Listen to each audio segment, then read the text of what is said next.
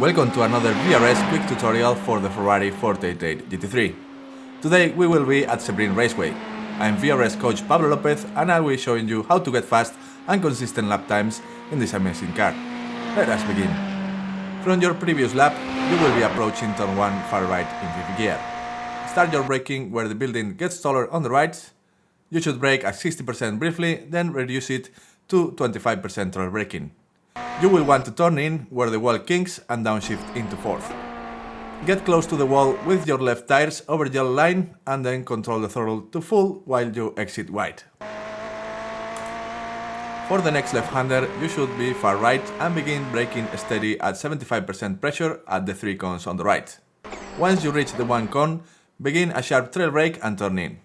This will be a very late apex just before where the inside line turns bright yellow. Get close to the curb and quickly control the throttle to 75%, then 100%.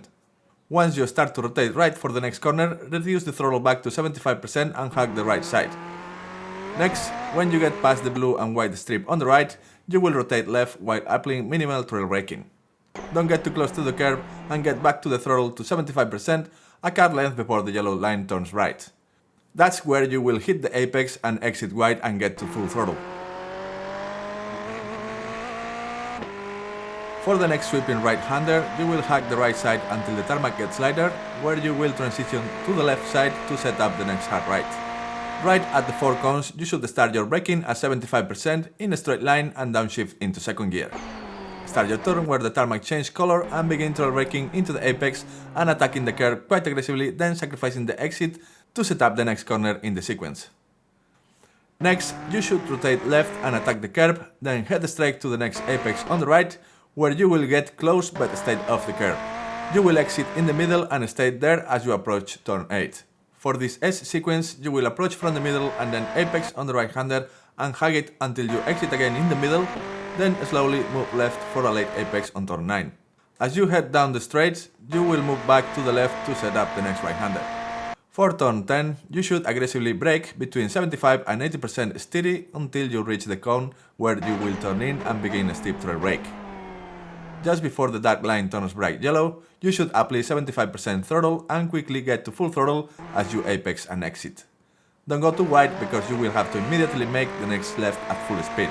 For turn 11, you will exit middle on the first apex and stay there to set up the next sequence. For turn 12, you will approach just right off the middle and aim for the 3 cones on the left. You should be mostly left and begin braking a few meters before you reach them. Brake 75% steady and continue to move left until your tires are over the white line slightly. Once you reach the black line on the tarmac, you will turn in and begin a steep trail brake into the corner. This will be a very late apex and just before it, you will aggressively get to 75% throttle and increase it to full by the change in tarmac color.